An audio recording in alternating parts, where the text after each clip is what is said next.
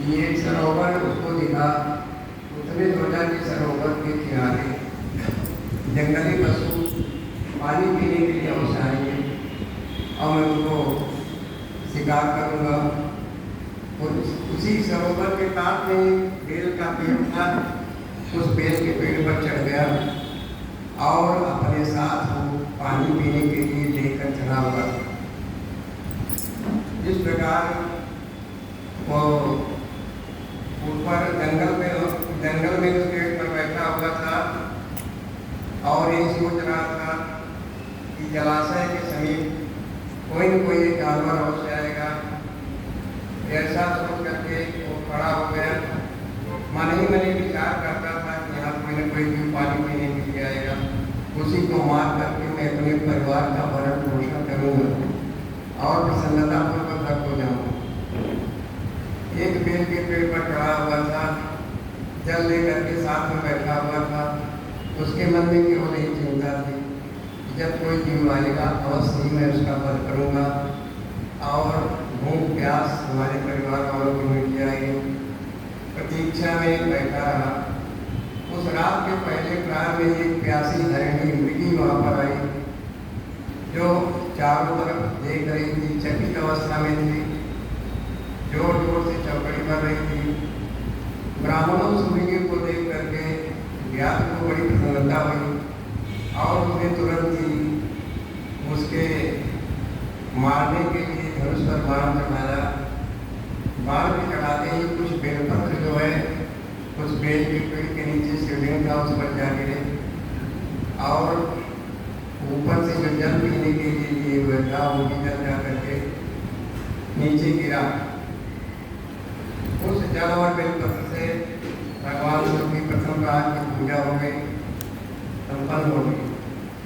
पूजा के महत्व से उस व्यास का बहुत सारा पातक पाप में नष्ट हो गया। वहाँ होने वाली कड़कड़ाहट की आवाज़ को सुन करके हरिणी ने भय से ऊपर की ओर देखा। व्यास को देखते ही व्याकुल हो गई, भयभीत हो गई और बोली। मृगी ने कहा, व्यास तुम क्या करना चाहते हो? मेरे सामने सच सच बताओ। हरिणी की बात को सुन करके व्यास बोला कि मैं अपने परिवार का भरण पोषण करने के लिए आज हमारे परिवार के लोग सभी भूखे हैं, उनको मार करके उनकी भूख मिटाऊंगा और उन्हें तृप्त करूंगा। व्यास का वो दारुण वचन सुन करके इसे रोकना कठिन था। तीर को बाण डाले हुए देख करके मृगी सोचने लगे कि अब मैं करूँ तो क्या करूँ, कहाँ जाऊँ, किस प्रकार मेरे प्राणों की रक्षा हो सकती है, उपाय कोई सोचने लगी। ऐसा विचार करके उसने वहाँ इस प्रकार का मृगी बोली थी, मेरे मांस से तुमको सुख मिलेगा, तुम्हारे परिवार वाले तृप्त होंगे। इस अनर्थकारी शरीर के लिए इससे अधिक महान पुण्य का कार्य क्या होगा? अगर मेरे शरीर का उपयोग किसी के परोपकार में लग जाए तो बहुत बढ़िया है, अच्छा ही होगा। उपकार करने वाले प्राणी को इस लोक में और परलोक में बड़ा पुण्य प्राप्त होगा। उसका 100 वर्षों में भी वर्णन नहीं किया जा सकता। परोपकाराय सताम विभूतये, परोपकार ही सच्चा धर्म है। परंतु इस समय मेरे सब बच्चे मेरे आश्रम में ही हैं, मैं उन्हें अपनी बहन को अथवा स्वामी को सौंप करके वापस चली आऊँगी। तुम मेरी इस बात को मिथ्या न समझो, मैं झूठ नहीं बोलती, मैं फिर तुम्हारे पास लौट करके आऊँगी, उसमें संशय नहीं। सत्य से ही धरती टिकी हुई है, सत्य से समुद्र अपनी मर्यादा में स्थित है और सत्य से ही झरनों से जल सदा सर्वदा प्रवाहित होता रहता है। सत्य में ही सब कुछ स्थित है, सत्य ही ईश्वर का वास है। सूर्य जी कहते हैं, मृगी के इस प्रकार कहने पर जब व्यास ने उस बात को नहीं मानी तब उसने बड़े आश्चर्यचकित होकर के भयभीत होकर के फिर कहना क्योंकि बोली, व्यास सुनो, मैं तुम्हारे सामने शपथ लेती हूँ जिससे घर जाने पर मैं और वापस लौट करके आऊँगी।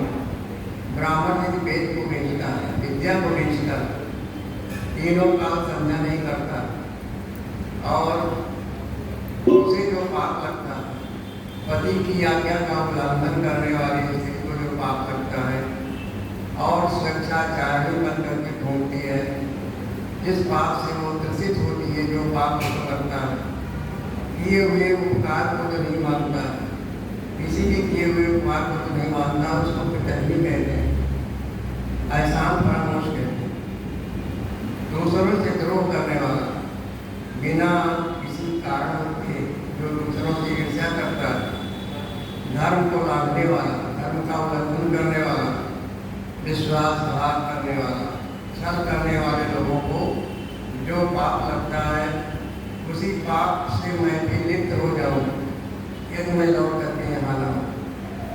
इस तरह की अनेक प्रकार के शपथ खा करके जब उनकी चुपचाप कहीं हो गई, तब उस व्याध ने उस पर विश्वास करके कहा, अच्छा अब तुम अपने घर को जाओ।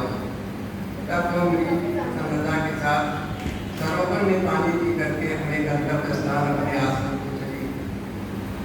इतने में ही रात का पहला प्रहर व्याध के जागते जागते उस पेड़ पर गिर गया। तब उस अग्नि की बहन दूसरी हुई, जिसका पहले ने स्मरण किया था, उसी की रात एक सी जल पीने के लिए वहाँ उसने देखा कि मृगी जो मेरी बहन है, बहुत देर हो गया जंगल में गई पानी पीने के लिए, भी लौट करके नहीं गए। उसकी तलाश में वो वहाँ गई। उसे देख करके वीर ने फिर वही क्रिया किया, बाण को तरकस से खींचा और धनुष पर चढ़ाया। उसके धनुष पर बाण चढ़ाते ही उस बिल्व वृक्ष के पत्ते जा करके शिव जी के ऊपर गिरे। जो जल लिए हुए था वो जल की मोने जा करके उससे पड़ी। कहते कि संयोग बस हुआ, अनजाने में हुआ, जो भी ज्ञान के लिए सुखदायक, सुख देने वाला। मृगी ने उसे बाण खींचते हुए देख लिया तो कहने लगी, बनवासी तुम क्या करते हो?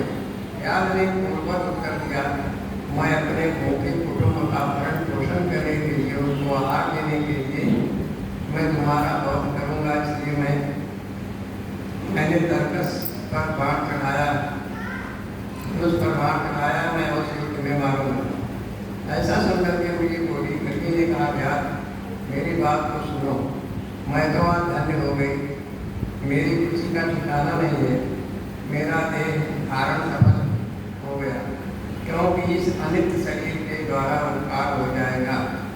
ये शरीर जो है आखिर में तो नष्ट होना ही है, अगर किसी के काम में आ जाए तो बढ़िया है, परंतु मेरे छोटे छोटे बच्चे भी घर में हैं, इसलिए मैं एक बार जा करके उन्हें अपने स्वामी को सौंप दूँ, फिर तुम्हारे पास लौट करके जाऊँगी। व्यास बोला, तुम्हारी बात का मुझे विश्वास नहीं होता।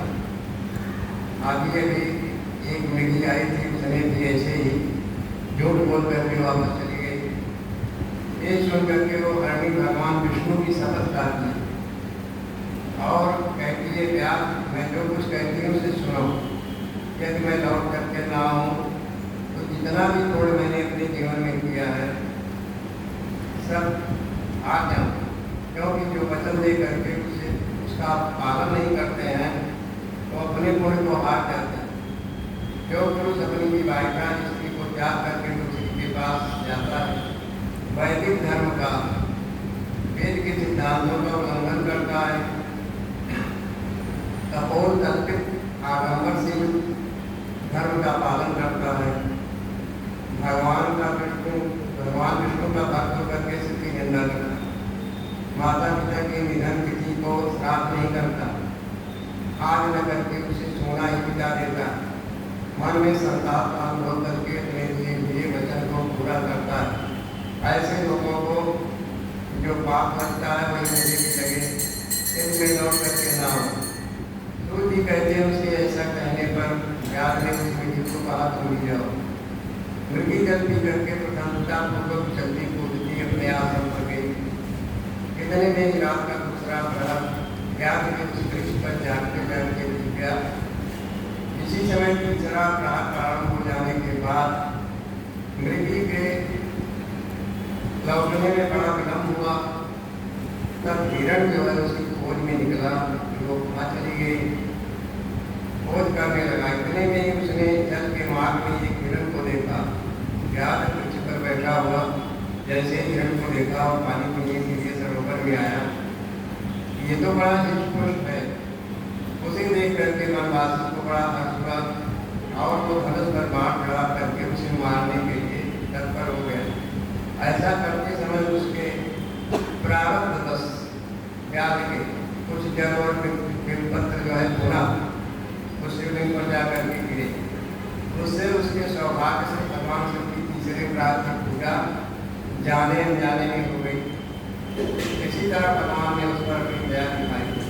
पत्तों के गिरने आज का सब खड़खड़ाहट शुरू करके चौकन्ना होकर के भीड़ के ऊपर देखने लगा। तो वहाँ व्यास जो था तब उसका प्राण चढ़ाए हुए निशाना साध रहा था। मृग ने व्यास को देखा और पूछा, क्या करते हो? क्या ने उत्तर दिया, मैं अपने कुटुंब को भोजन देने के लिए तुम्हारा मत करूँगा। व्यास की बात को सुन करके हरण के मन में बड़ी प्रसन्नता हुई और तुरंत ही व्यास से स्वीकार होगा। हरण ने कहा, मैं धन्य हूँ, मेरा शरीर जो हिष्ट पुष्ट है उसका होना सफल हो गया, क्योंकि मेरे शरीर से आपके परिवार के लोगों को बड़ी खुशी मिलेगी, संतुष्टि मिलेगी। जिसका शरीर परोपकार के काम नहीं आता उसका सब कुछ व्यर्थ चला जाता। जिसने अपने जीवन में धर्म नहीं किया, किसी के साथ परोपकार नहीं किया, उसका इस धरती पर भूतल पर जन्म लेना व्यर्थ ही चला गया। जो सामर्थ्य रहते हुए भी किसी का उपकार नहीं कर पाता, सहायता नहीं कर पाता, उसकी वो सामर्थ्य व्यर्थ चली जाए। इसीलिए कहा गया है, अगर विद्वान है, शक्ति से संपन्न है और धन उसके पास, तो सज्जनों ने कहा है कि उसका उपयोग उसी कार्य में करना चाहिए। विद्या विवादाय धनम मदाय शक्ति परेशान परपीडनाय कलस्य साधोर विपरीते तद दानाय पानाय च रक्षणाय। कोई विद्वान है, उसके पास विद्या है, कला है, जो भी है, गुण है, तो उसको जो है दूसरे को सिखाना चाहिए। विद्या विवाद के लिए नहीं है कि उससे संघर्ष किया जाए, बहस किया जाए। विद्या विवाद के लिए नहीं है। विद्या विवादाय धर्म अदाय, धन जो है वो घमंड के लिए नहीं है। अगर धन भगवान ने दिया है तो ये प्रारब्ध में हमने दान किया है, इसके अनुसार धन मिलता है। तो अगर इस जन्म में हम धन का उपयोग करेंगे, किसी की सहायता करेंगे, तो धन जो है परोपकार के लिए, सहायता के लिए, सहयोग के लिए है, घमंड करने के लिए नहीं। विद्या विवादाय धनम मदाय शक्ति परेशान। यदि कोई सरकारी पद में लग गया, मंत्री हो गए, राजा हो गए, तो इसका तात्पर्य नहीं कि किसी को सताएं। उस समय उनको जो है बड़ी सावधानी से अपना जीवन चलाना चाहिए, धर्मपूर्वक न्याय करना चाहिए। शक्ति परेशान पर पीड़ना है। शक्ति जो है पावर मिली हुई है तो दूसरे को पीड़ा पहुंचाने के लिए नहीं मिली। फल से साध हो, ये तो फल के गुण बताए गए। इसके विपरीत जो साधुओं सज्जनों के गुण हैं वो क्या करते हैं? विद्या विवादाय धनम मदाय शक्ति परेशान पर पीड़नाय कलस्य साधोर विपरीते तद दानाय पानाय च रक्षणाय। विद्या है तो विद्या का दान करेंगे, धन है तो परोपकार के लगाएंगे, शक्ति है तो दूसरे की भलाई के लिए लगाएंगे। तो इस प्रकार वो कह रहा है कि परोपकार के काम में जिसका शरीर लग जाए, जिसका मन लग जाए, जिसका धन लग जाए, उसका सब कुछ व्यर्थ। अगर वो नहीं लगता है तो सब कुछ व्यर्थ चला जाता। जो सामर्थ्य रहते हुए भी किसी का उपकार नहीं करता, उसकी वो सामर्थ्य व्यर्थ चली जाती है। वो परलोक में अंधकार कामी होता। परंतु एक बार मुझे जाने दो, हिरण फिर प्रार्थना करने लगा, एक बार मुझे मेरे घर जाने दो। व्यास कहता है क्यों जाने दो? परंतु एक बार मुझे कर जाने दो, मैं अपने बालकों को उनकी माता के हाथों में सौंप कर और उन सबको धीरे बना करके यहाँ लौट रहा हूँ। उसके ऐसा कहने पर प्यार मन ही मन बड़ा आश्चर्यचकित हो गया। उसका हृदय कुछ शुद्ध हो गया, क्योंकि 3 प्रकार की पूजा उसने जाने अनजाने में भगवान भोलेनाथ की कर ली थी। तो उसके जो किए हुए पाप थे वो सब लगभग नष्ट हो गए थे। उसका हृदय शुद्ध हो गया, उसके सारे पाप पुण्य नष्ट हो गए थे। उसने इस प्रकार का अभ्यास बोला, जो जो यहाँ आया एक एक बहाने करके सब वापस चले गए, परंतु वे वंचक मेरे द्वारा छोड़े गए अभी तक यहाँ नहीं लौटे। मेरे को तुम भी अपने प्राण रक्षा के लिए झूठ बोल करके चले जाओगे, फिर आज मेरा जीवन निर्वाह कैसे होगा, मेरे परिवार के लोग क्या सोचेंगे, कैसे उसका आहार मिलेगा। मैं बोला व्यास, मैं जो कुछ कहता हूँ उसे सुनो, मुझ में असत्य नहीं है, सारा चराचर ब्रह्म सत्य से ही टिका हुआ है। जिसकी वाणी मीठी होती है उसका पुण्य उसी क्षण नष्ट हो जाता है। झूठ बोलने से किए हुए पुण्य नष्ट। फिर भी प्लीज तुम मेरी सच्ची प्रतिज्ञा सुनो, संध्या बाद में जो महसूस करता है श्री कृष्ण करता, शिवरात्रि के लिए जो भोजन करते हैं उनको जो पाप लगता है, मोटी दवाई देने वाले को पाप जो लगता है, धरोहर को हड़प लेने वाले, अमानत दूसरे की अमानत को हड़प लेने वाला, धन को हड़प लेने वाला, संध्या करने वाले ब्राह्मण को पाप करता, वही बात मुझे लगे यदि मैं लौट करके ना हूँ।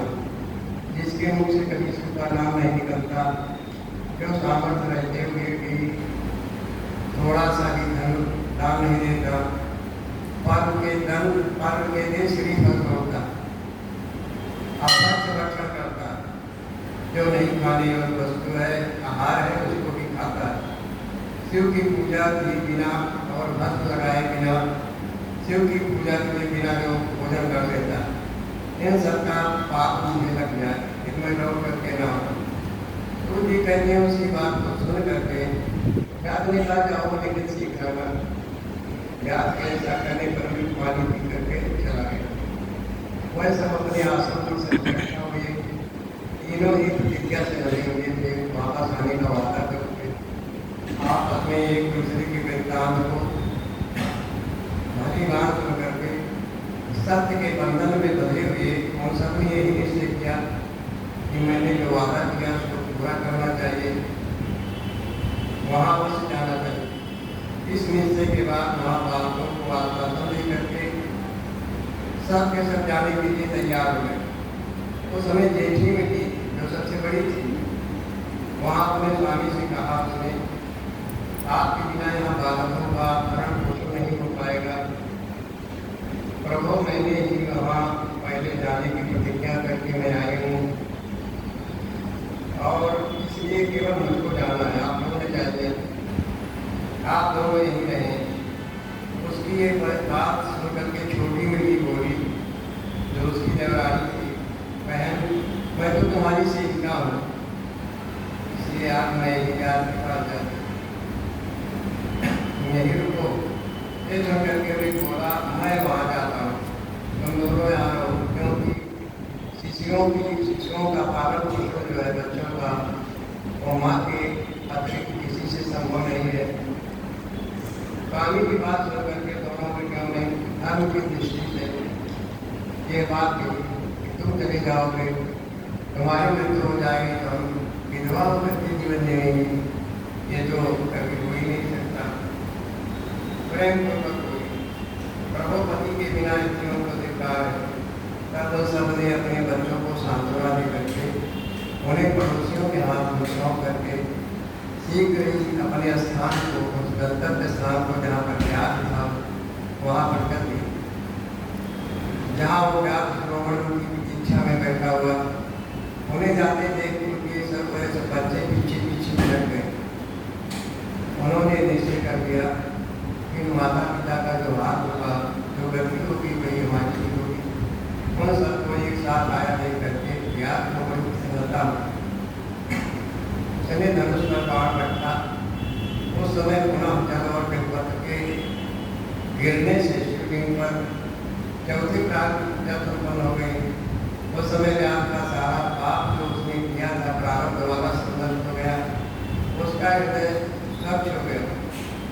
इतने में दोनों वृद्धियाँ और मृत कोट से व्याध शुरू हो गए। शीघ्र कृपा करके हमारे शरीर को उपयोग में लाओ, सार्थक कर दो, अपने परिवार का भरण पोषण करो। उनकी ये बात सुन करके व्याध को बड़ा विस्मय हुआ, आश्चर्य हुआ। शिव पूजा के प्रभाव से उसको दुर्लभ ज्ञान, जो ज्ञान नहीं मिलता भगवान शिव की कृपा से उसके अंदर ज्ञान हो गया।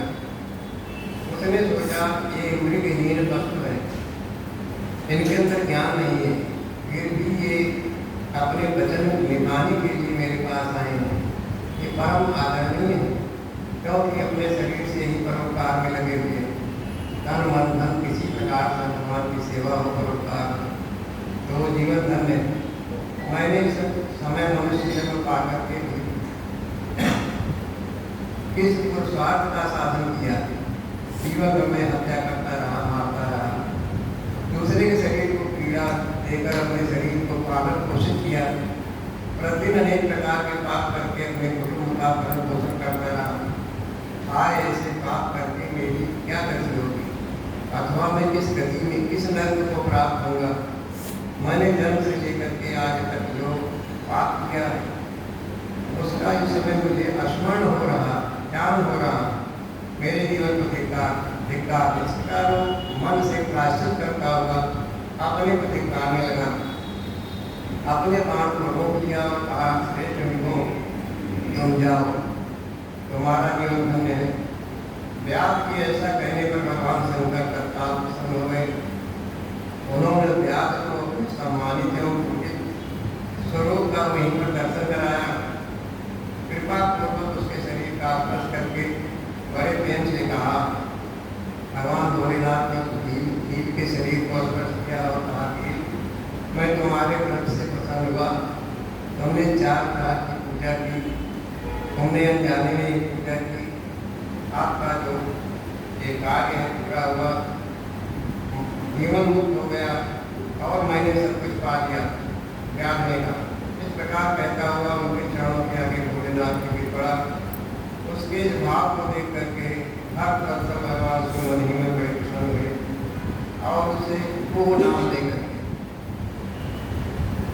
कृपा दृष्टि से देखते हुए उन्होंने उसके वरदान दिए भोलेनाथ। जब भगवान राम, लक्ष्मण, सीता वन को जा रहे थे तो एक स्थान है श्रृंगबेरपुर गए, वहाँ गंगा जी है। तो गंगा जी को पार करके जब बाहर करते हैं तो उसमें वो भी था जो गंगा में भगवान राम के साथ नाव पर चढ़ करके उसने पार किया था। उदर चार भय सुर सरवीरता, राम लखन को सीय समेता। तो वही गोराज है, वो माने निषाद रात का किला बना। मैं तो वहाँ गया हूँ, स्नान करके आया हूँ। निषाद रात का किला है और अब खड़गड़ में तब्दील हो गया है, जहाँ पर इंदिरा गांधी ने उसकी खुदाई करवाया था और शायद कहते हैं कि 1 टन सोना वहाँ से निकला था उस खुदाई में। तो अब भगवान से आशीर्वाद देते हैं, वर देते हैं कि व्यास सुनो, आज से तुम श्रृंगबेरपुर में उत्तम राजरानी का आश्रय लेकर के वहाँ पर राजा के रूप में दिव्य भोगों का उपभोग करोगे। तुम्हारे वंश की वृद्धि होती रहेगी, निर्विघ्न रूप से होती रहेगी। व्यास मेरे भक्तों पर स्नेह रखने वाले भगवान श्री राम एक दिन निश्चय तुम्हारे घर आएंगे, तुम्हारे साथ मित्रता करेंगे, तुम मेरी सेवा में मन लगा करके दुर्लभ मोक्ष पा जाओगे। इसी समय में संग्रित भगवान शंकर का दर्शन और प्रणाम करके मृग योनि से मुक्त हो गए और दिव्य देहधारी हो करके एक विमान उस पर बैठ करके भगवान भोलेनाथ के दर्शन मात्र से साफ मुक्त हो गए। बस योनि को छोड़ करके दिव्य शरीर को धारण करके चले गए। तब से अर्बुद पर्वत पर भगवान शिव वो जो स्थान था, एक पहाड़ था, पर्वत, जिसको अर्बुद पर्वत कहते हैं, अर्बुदाचल, वहाँ पर भगवान भोलेनाथ कृपा करके व्याधेश्वर के नाम से प्रसिद्ध हुए, जो दर्शन और पूजन करने पर तत्काल भोग और मोक्ष प्रदान कर देता है। महर्षियों और व्यास भी उस दिन से दिव्य भोगों का भोग करता हुआ अपनी राजधानी में रहने लगा। उसने भगवान श्री राम की कृपा पाकर शिव का साहित्य प्राप्त कर लिया। भगवान शिव के लोक में चला गया। अज्ञान में ही इस व्रत का अनुष्ठान करने से उसको साहित्य मोक्ष मिल गया। भगवान शंकर का सामीप्य मिल गया। वे जो भक्ति भाव से भगवान भोलेनाथ का व्रत करते हैं और उनकी पूजा करते हैं, इसके लिए तो कहना ही है। संपूर्ण शास्त्रों तथा अनेक प्रकार के धर्मों के विषय में भली भांति विचार करके शिवरात्रि व्रत को सबसे उत्तम माना गया। सभी व्रतों का राजा है। इस व्रत को अवश्य ही करना चाहिए। विविध तीर्थ आदि भांति के विचित्र दान, अनेक प्रकार के यज्ञ, तरह के व्रत तथा बहुत से जप, ये सब शिवरात्रि व्रत की समानता में बराबरी नहीं करती। इसलिए अपना चाहने वाले मनुष्यों को इस शुभ अवसर पर शिवरात्रि के समय व्रत का संपादन करना चाहिए। ये शिवरात्रि व्रत एक है, इससे सदा भोग और मोक्ष की प्राप्ति होती है। महाराष्ट्र में ये शुभ शिवरात्रि व्रत व्रतरात के नाम से विख्यात है।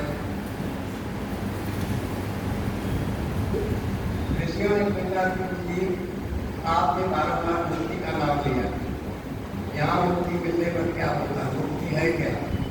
मुक्ति में स्थिति कैसी अवस्था होती है, हमें बताइए। किसी ने कहा अक्सर सुनो, मैं तुमसे संसार कलेश का निवारण, जो भाव रूपी दुख है, हमारे संसार ये जो सांसारिक दुख है, इस क्लेश के निवारण के लिए परमानंद का दान करने वाली मुक्ति का स्वरूप में बताता हूँ। मुक्ति 4 प्रकार की होती है।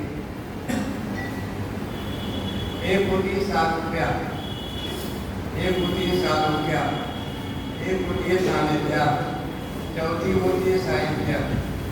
इस शिवरात्रि व्रत से सब प्रकार की मुक्ति सुलभ हो जाती है। चारों प्रकार की मुक्ति मिल जाती है। जो ज्ञान रूपी है विनाशी साक्षी, ज्ञान गम्य द्वैत रहित साक्षात शिव है, वह ही यहाँ पैरों में मोक्ष के दाता, धर्म अर्थ काम और कृपा के दाता। कैवल्या नाम जो आत्मी मुक्ति है, वो मनुष्यों के लिए अत्यंत दुर्लभ है। बड़े बड़े ऋषियों मुनियों को वही प्राप्त हो। में उसका लक्षण बताता हूँ। जिसने समस्त जगत उत्पन्न किया, जिसके उदर से, जिसके कृपा से ये सृष्टि का उद्भव होता है, प्रकट होता है, जिनके द्वारा इसका पालन होता है, तथा अंतर्गतवा ये जिनमें लीन हो जाती है, तथा अंतर्गतवा ये लीन होने के बाद फिर से सृष्टि का क्रम चलता है, वही भगवान शिव, जिससे संपूर्ण जगत व्याप्त, वही शिव का रूप है। वेदों में शिव के 2 रूप बताए गए, सकल और निष्कल, साकार और निराकार। शिव तत्व सत्य है, ज्ञान अनंत एवं सच्चिदानंद नाम से प्रसिद्ध है। सत्यम शिवम सुंदरम, सत्यम परम धीमहि, सत्य ही ईश्वर का स्वरूप है और वही शिवम पवित्र है, वही सुंदर। तो सत्यम शिवम सुंदरम जो भगवान भोलेनाथ का साकार रूप है, निर्गुण उपाधि रहित, अविनाशी शुद्ध एवं निरंजन है। वो न लाल है, न पीला है, न सफेद है, न नीला है, न छोटा है, न बड़ा है, न मोटा है, न महीन है। जहाँ से मन सहित वाणी उसे पाकर के लौट आती है, वो परमात्मा ही शिव कहलाता है। आदि मध्यांत हीनाय निर्गुणाय गुणात्मने सर्वेशामादिभूताय भक्तानां विनाशिने। जहाँ से हमारी वाणी वहाँ उनके गुणान बात नहीं कर सकती, वहाँ से वापस चली आती है। मन से भी हमको जान नहीं सकती। ईश्वर अनुभव कम में है तो वो है। और भगवान भोलेनाथ की पूजा हर धर्म में होती है, पूरे विश्व में होती है, किसी न किसी रूप में होती है। नाम दूसरा होता है पर पूजा मनी की हम लोग करते हैं, सभी लोग करते हैं। इसलिए कहा गया यम शैवा समुपासते शिवेति वेदांति वेद वेद यम शैवासमुपासते शिवेति वेदांत वेदांतिनो बौद्धा बुद्धैः प्रमाणपट्वा तर्केति नैयायिका सोऽयं नो विदधातु वाञ्छितफलं त्रैलोक्यनाथो हरि परमात्मा शिव। शैव धर्म को मानने वाले जो शिव के उपासक हैं उनको शिव रूप में मानते हैं, और जो नारद का है वो कहते थे शिवाम देव। नारद वाणी में लिखा हुआ है कि जो कुछ मिलता है सभी से प्राप्त होता है। भगवान शिव जो है सबको देते, कृष्णों को भी चक्र दर्शन दिए, सबको जितने संसार के जीव हैं उनके कर्मानुसार उनके प्राप्ति के अनुसार सभी वस्तुएं उपलब्ध कराते हैं। तो यम शैवा से उपासते शिवेति ब्रह्मेति वेदांत को, जो ब्रह्म के उपासक हैं, जो वेद के वेद पाठी हैं, वैदिक ब्राह्मण हैं, और ब्रह्म के रूप में भगवान को परमात्मा के रूप में देखते हैं। ब्रह्मेति वेदांत को बौद्धा बुद्ध के अनुयायी जो है वो बौद्ध रूप में भगवान का शिव का पूजा करते हैं। और जापान में चले जाइए तो 3 फीट ऊंचा एक पत्थर होता है, काले रंग का होता है, उसकी पूजा वे लोग करते हैं। वो भी शिव जी का ही शिवलिंग या प्रतिरूप है। मक्का में चले जाइए तो वहाँ भी भोलेनाथ का की पूजा मुसलमान लोग करते हैं। उसकी पवित्रता को बनाए रखने के लिए रुमाल से रख करके उसको चूमते हैं, तो उसको वो लोग कहते हैं संज्ञा स्पर्श। हम लोग शिवलिंग कहते हैं, वो संज्ञा स्पर्श। तो इस प्रकार से भगवान भोलेनाथ की पूजा हर देश में, पूरे संसार में किसी न किसी रूप में होती रहती है। संसार में ज्ञान की प्राप्ति अत्यंत कठिन है, परंतु भगवान का भजन अत्यंत सुकर माना गया, सहायक माना गया। इसलिए संत श्रोमण पुरुष मुक्ति के लिए भी शिव का ही भजन करते हैं। ज्ञान मोक्षदाता परमात्मा के भजन की गति है। भक्ति से ही बहुत से पुरुष सिद्धि लाभ करते हैं। भक्ति एक आसान बात है। ज्ञान बंधु कृपाण की धारा। ज्ञानी जो है वो जो चलते हैं अपने मार्ग, ज्ञान मार्ग जो है बड़ा कठिन, जैसे तलवार की धार में चलना हो, अगर वो वहाँ से गिर गए तो एकदम से चूर हो गए, बहुत नीचे चले जाते हैं। और भक्ति एक ऐसा मार्ग है, बड़ा बड़ा सरल है। ईश्वर जो चलते हैं उत्तरोत्तर उनकी जहाँ भी जन्म लेंगे, जिस योनि में जन्म लेंगे, उसके बाद उसमें तकलीफ होती है। तो रामचरितमानस में कहा गया है, भगति के साधन कहाँ हूँ बताई, तो सरल पंथ मोहि पावहि प्राणी। भक्ति में 2 रूप, एक तो साकार रूप है जो मूर्तियों के रूप में पूजा करते, दूसरा निराकार रूप। हम उनकी पूजा नहीं कर सकते, हमारे पास कोई वस्तु नहीं है, आप लोग करके परमात्मा का ध्यान करते हैं, हम उनका ध्यान कर रहे हैं, उनको स्नान कर रहे हैं, वस्त्र पहना रहे हैं, फूल चढ़ा रहे हैं, इस फूल चढ़ा रहे हैं। इस प्रकार से मानसिक पूजा जो होती है वो श्रेष्ठ मानी गई, क्योंकि मानसिक पूजा में ध्यान हटता नहीं है। फूल चढ़ा रहे हैं तो दूध ही पर ध्यान होगा, और जो साकार पूजा करते हैं द्रव्य के साथ में उसमें ध्यान भटक जाता है। कहते हैं कि भक्ति से ही बहुत कुछ मिल जाता है। भगवान शंभु की भक्ति ज्ञान की जननी, भगवान भोलेनाथ की कृपा हो जाती है तो ज्ञान अपने आप रहने में उत्पन्न हो जाता है। सदा भोग और मोक्ष देने वाली साधु महापुरुषों की कृपा प्रसाद से सुलभ होती है। गुरु की कृपा से भक्ति मिलती है या संतों की कृपा से मिलती है। सत्संग से ही सब कुछ प्राप्त होता है। सत्संग एक ऐसा है, जाड्यं हरति सिंचति वाचि सत्यं, मानो नति विदिशति पापमपाकरोति, चेता प्रसादयति दीक्षितनोति कीर्ति, संघा सत्तां किं न मंगलमावतु। विद्वानों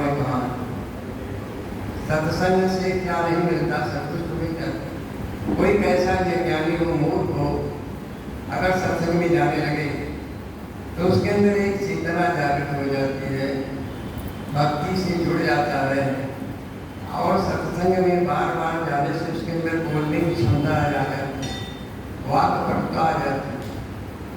तो जागरण मूर्खता को हट देने वाला सत्संग जाट की मुहरती सिंचतिवाद सत्यम, वाणी मुखरित हो जाती है, अपनी बात को हम किसी के सामने प्रस्तुत कर सकते हैं, वेदों का साहित्य का वर्णन कर सकते हैं। सिंचतिवाद सत्यम, मानव के मान सम्मान को भी बढ़ाते हैं। जो सत्संग में जाते हैं उनको लोग बड़ी अच्छी दृष्टि से देखते हैं, अरे भाई ये तो बड़ा धार्मिक व्यक्ति है। जहाँ भी भागवत होती है, जहाँ भी कोई कार्यक्रम होता है धार्मिक, यहाँ एक उपस्थित रहते हैं, बड़े चाव के साथ बैठते हैं, बड़े ध्यान पूर्वक करके मनन करते हैं, सुनते हैं भगवान की कथा।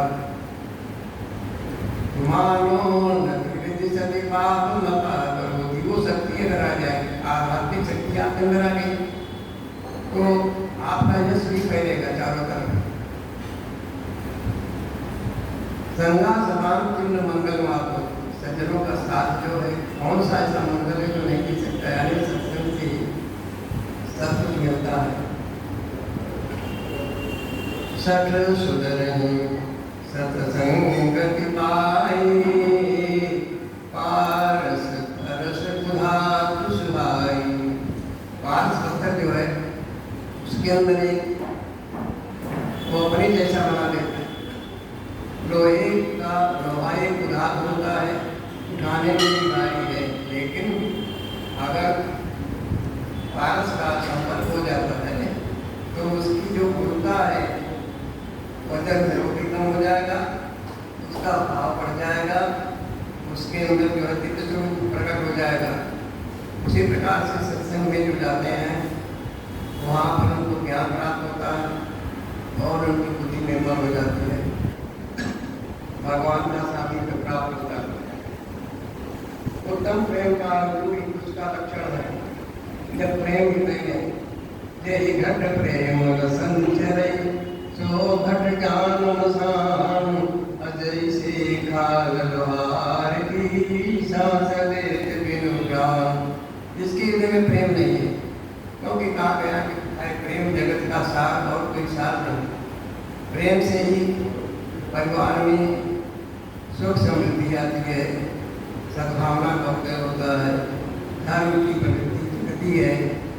तो धर्म प्रेम जो है सबसे अनूठा है, यही एक सार्थक है, चाहे परमात्मा से हो जाए, परिवार में हो जाए, किसी भी व्यक्ति से हो जाए।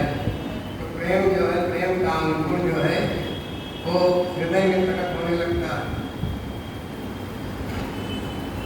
उसका लक्षण है ब्राह्मणों को भक्ति की सगुणों निर्गुण के भेद से दो प्रकार की जाननी चाहिए। फिर वैधि और स्वाभाविकी के दो भेद होते हैं, इनमें वैधि की अपेक्षा स्वाभाविकी श्रेष्ठ मानी गई। नैष्ठिकी और अनैष्ठिकी के भेद से भक्ति दो प्रकार की होती है। नैष्ठिकी भक्ति 4 प्रकार की जानी चाहिए। फिर गीता और अगीता के भेद से विद्वानों ने अनेक प्रकार का भेद विभेद किया। इस प्रकार कहा गया है कि भक्ति एक सरल मार्ग है भगवान को प्राप्त करने का। ऋषियों ने पूछा शिव कौन है, शिव तत्व क्या है, विष्णु कौन है, रुद्र कौन है और ब्रह्मा कौन है, इन सब में निर्गुण कौन है। हमारे संदेह का निवारण कीजिए। ने कामार्थियों वेद और वेदांत के विद्वान ऐसा मानते कि निर्गुण परमात्मा से सर्वप्रथम जो सकल रूप प्रकट हुआ है सीताराम से, तो निराकार स्वरूप है, जिससे साकार रूप में परमात्मा उतार देते हैं, वही शिव है। शिव से पुरुष शक्ति प्रकृति उत्पन्न होती है। उन दोनों ने मूल स्थान में इसी जल के भीतर कर दिया। वो स्थान पंचकोशी काशी के नाम से विख्यात है।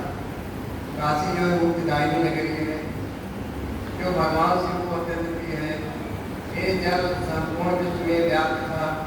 उस जल का आश्रय लेकर के योग माया से युक्त भगवान हरि होते। जब प्रलय होती है, प्रलय के बाद इतना ताप पड़ता है, इतनी गर्मी होती है कि ब्रह्मांड में हर जगह जो है सब कुछ भस्म हो जाता है, जल जाता है। उसके बाद फिर ये जल की वृष्टि होती है, भगवान के शरीर से, विष्णु भगवान के शरीर से जल की धाराएं फूटती हैं, निकलती हैं और सारा जो है ब्रह्मांड संसार जो है जल से ही मग्न हो जाता है। तब विष्णु भगवान उसमें सोते हैं।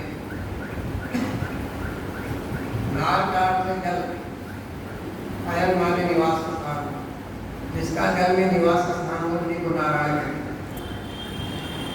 नारायण नाम से प्रकृति नारायणी कहलाई, लक्ष्मी जी नारायणी और विष्णु भगवान नारायण।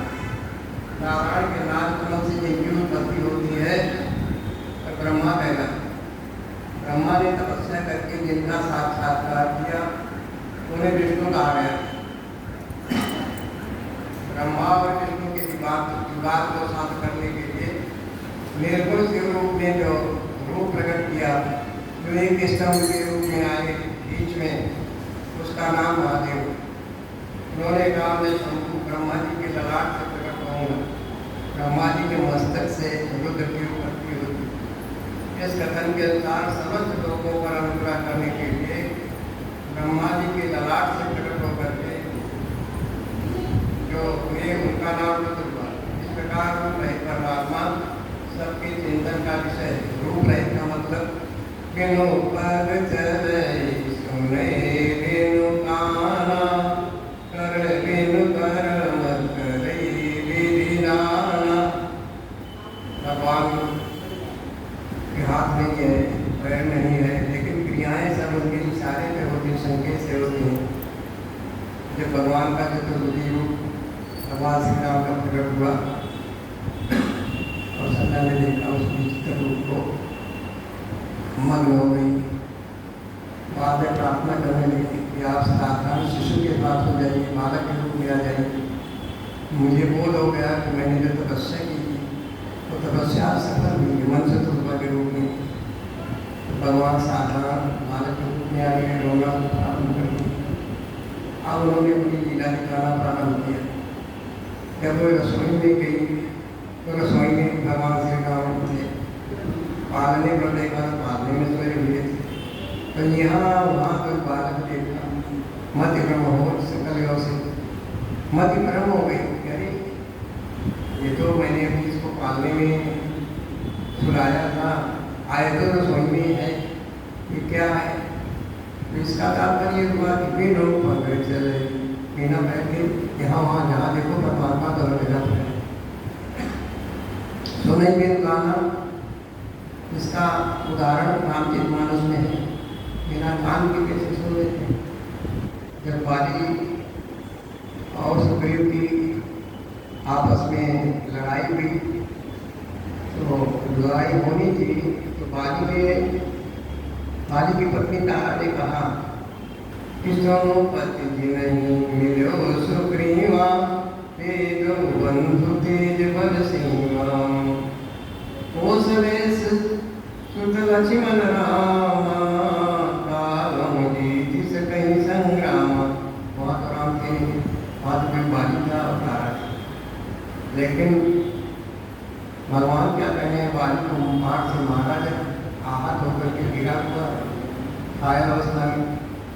भगवान राम ने कहा कि मूढ़ तुम अतिशय अभिमाना, नारी सिखावन की रसिन काना।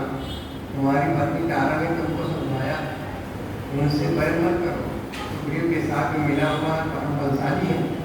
वहाँ तो राम थे, तो बिनु पग चले सुने बिनु काना, वहाँ तेने सुनी ध्यान। परमात्मा जो है हर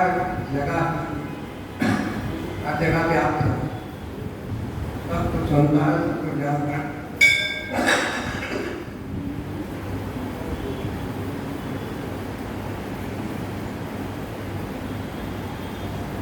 मैं शंभु ब्रह्मा जी के ललाट से प्रकट होऊंगा। अनुग्रह करने के लिए ब्रह्मा जी के ललाट से प्रकट हुए, उनका नाम रुद्र हुआ। इसी प्रकार रूप रहे परमात्मा सबके चिंतन का विषय बनने के लिए साकार में प्रकट हुए हैं। हरिव्यापक सर्वत्र क्षमाना प्रेम से प्रकट होई नहीं जाना। अगर हमारे अंदर प्रेम है, परमात्मा में साथ है, परमात्मा अनुभव गम्य है, दिखाई नहीं पड़ता।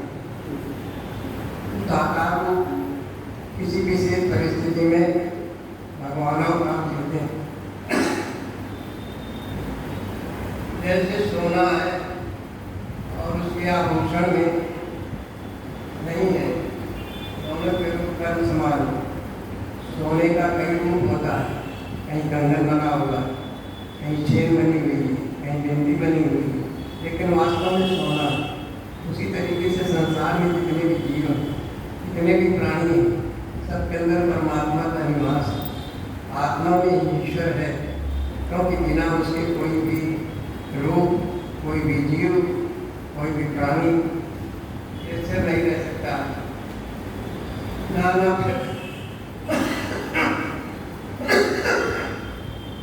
नाना प्रकार के विहार करते हैं।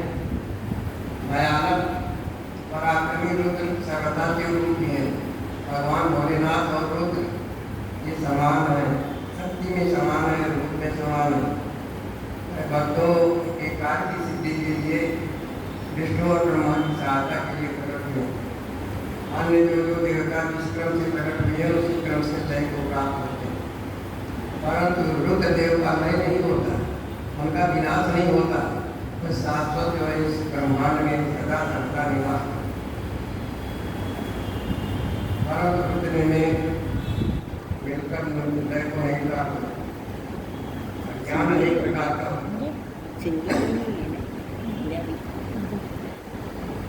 ज्ञान अनेक प्रकार का होता है, और विज्ञान का एक स्वरूप।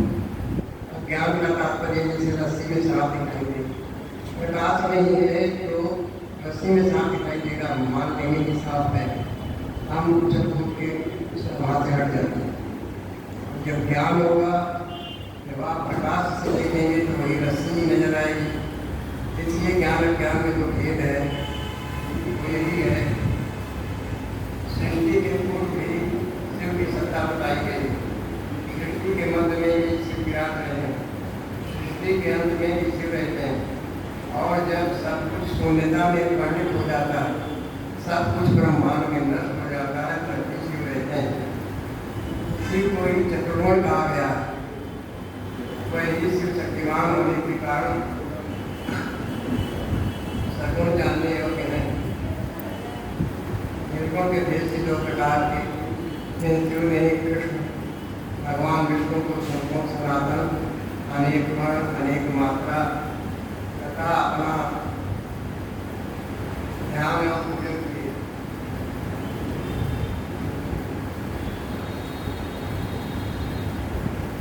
ये ऐसी सनातन वृत्ति है, इसलिए समूह को वेदों का प्राकट्य करता वेदपति कहा गया। भगवान शिव ने जब डमरू बजाया, जब भी कोई शब्द नहीं था, उससे शब्द में मुखरित हुआ। पाणिनि महात्मा थे, ऋषि थे, उन्होंने उसके आधार पर व्याकरण रचा। पाणिनि के 14 सूत्र हैं, उसी पर थोड़ा जो साहित्य है वो सब उसी के प्रकट हुआ।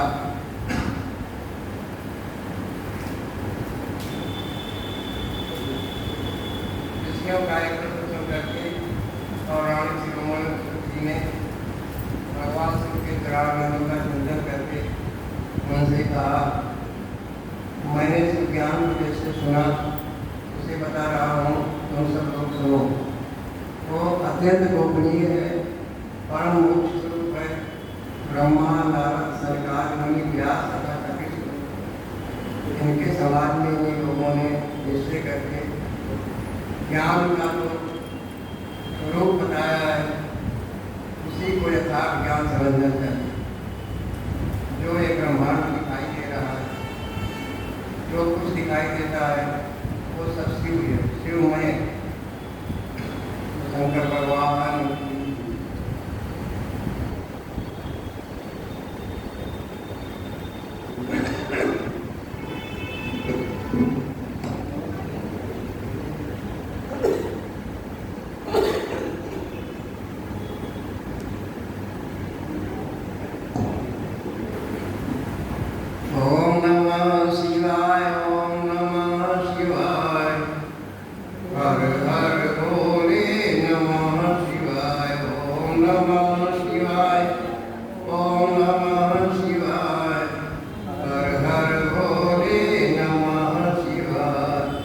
जटाधराय शिव जटाधराय हर हर भोले नमो शिवाय ओम नमो शिवाय ओम नमो शिवाय हर हर भोले नमो शिवाय रामेश्वराय शिव रामेश्वराय हर हर भोले नमो शिवाय रामेश्वराय शिव रामेश्वराय हर हर भोले नमो शिवाय ओम नमो शिवाय ओम नमो शिवाय हर हर भोले नमो शिवाय नंदीश्वराय शिव नंदीश्वराय हर हर भोले नमो शिवाय नंदीश्वराय शिव नंदीश्वराय हर हर भोले नमो शिवाय ओम नमो शिवाय ओम नमो शिवाय हर हर भोले नमो